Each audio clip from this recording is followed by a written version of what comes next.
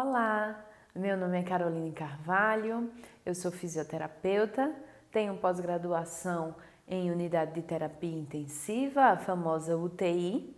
Também tenho pós-graduação em gerontologia, que é o estudo do envelhecimento humano, e sou mestre também em gerontologia pela Universidade Federal de Pernambuco. Estou aqui hoje para começarmos a falar um pouco a respeito da anatomia humana, darmos start no nosso conhecimento a respeito dessa disciplina tão rica e tão cheia de detalhes. E vamos começar falando um pouco a respeito da história da anatomia. O que se sabe é que estuda-se a anatomia há muitos anos. Desde 3.000 anos antes de Cristo, já existem evidências sobre os estudos da anatomia. E o que seria a anatomia? A anatomia, que vem do nome grego anatem, como vocês vão conseguir ver no slide de vocês, significa dissecar. E esse estudo do corpo humano, das estruturas humanas através da dissecação, ela começou, como eu já disse anteriormente, há muito tempo.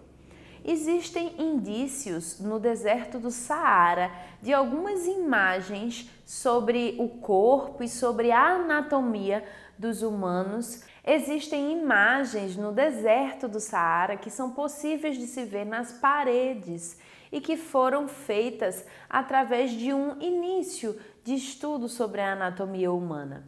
Também existem fósseis de crânios humanos onde foram realizados alguns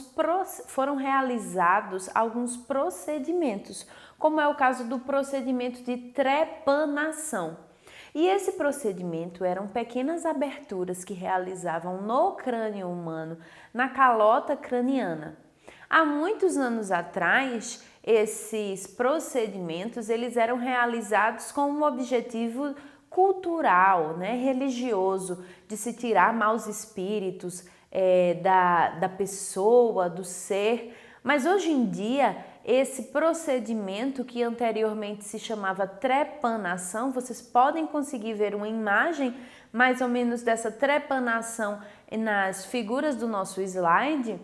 Hoje em dia, esse procedimento ele ainda é realizado, é conhecido como a descompressão craniana. Então, trata-se de um procedimento milenar que antigamente era usado de forma cultural e religiosa, mas que hoje ele tem de fato uma aplicação terapêutica.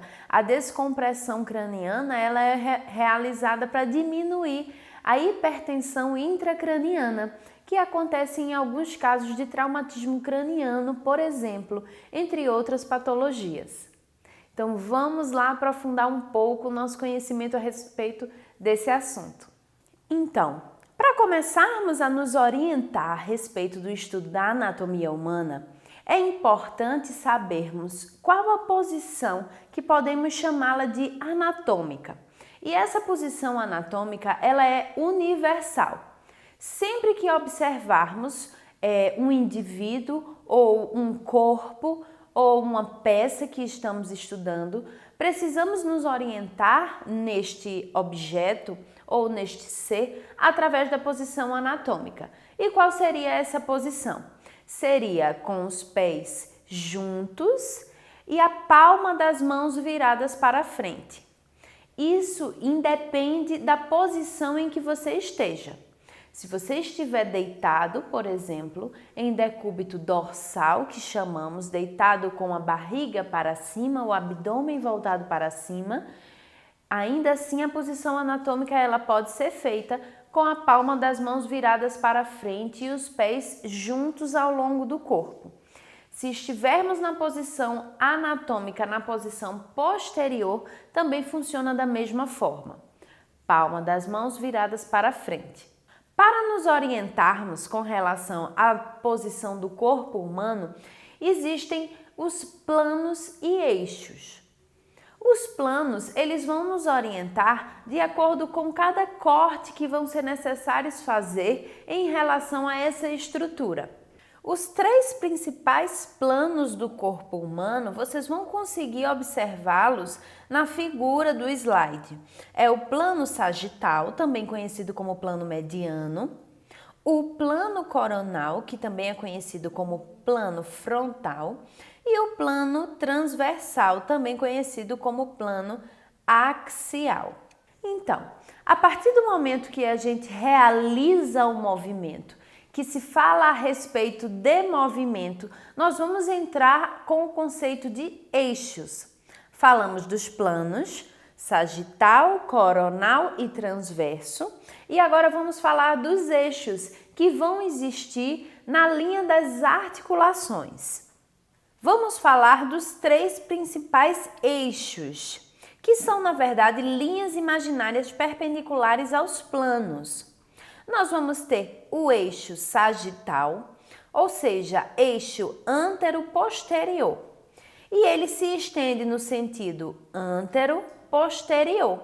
Ele vai ser um eixo que vai ser colocado na articulação que realiza abdução e adução. Como seria esse eixo sagital?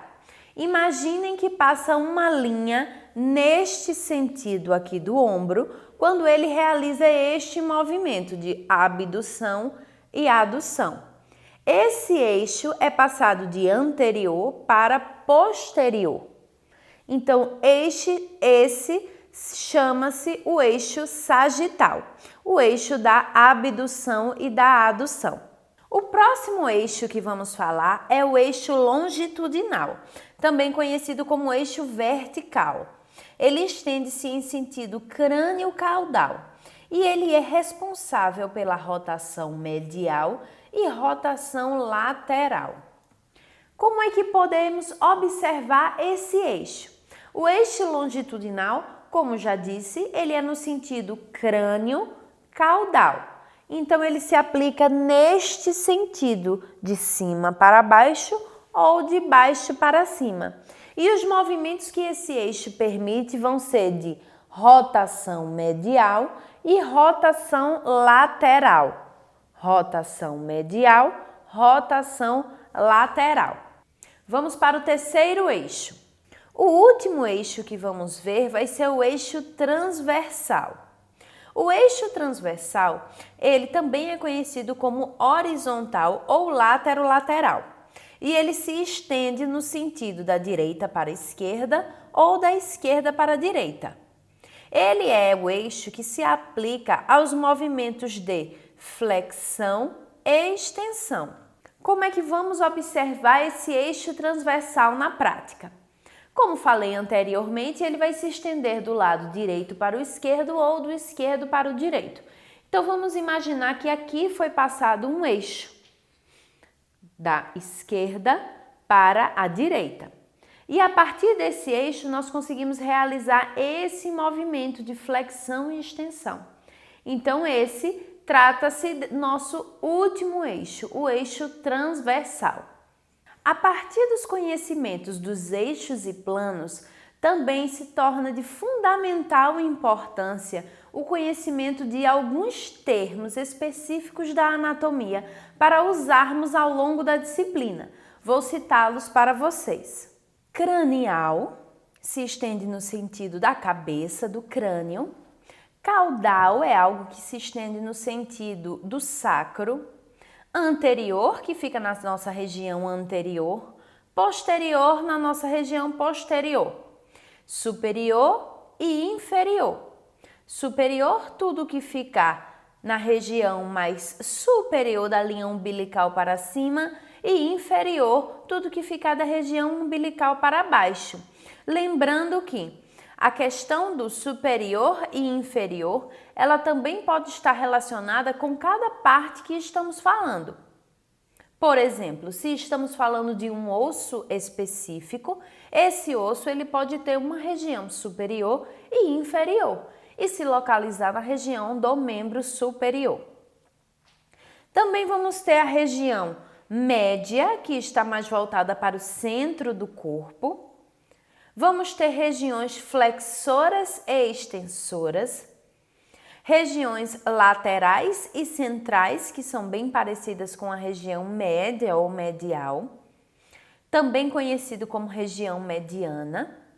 Teremos regiões periféricas e superficiais.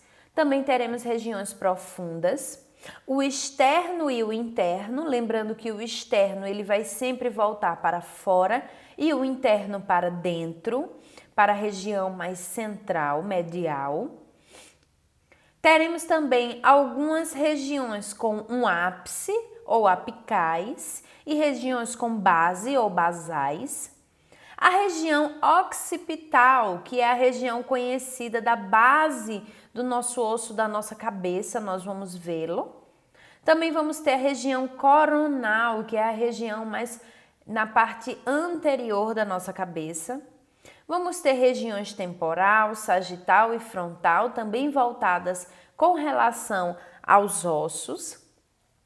E vamos ter nos membros superiores e inferiores, regiões que podemos chamar de proximal, distal. Proximal significa aquela região que fica mais próxima ao centro do corpo. Radial e ulnar, se guiando através dos ossos rádio e ulna. Tibial e fibular, se guiando também através dos ossos tíbia e fíbula.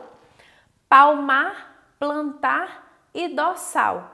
A palmar e a dorsal nós podemos utilizar na mão e a plantar nós podemos utilizá-la no pé, assim como a dorsal.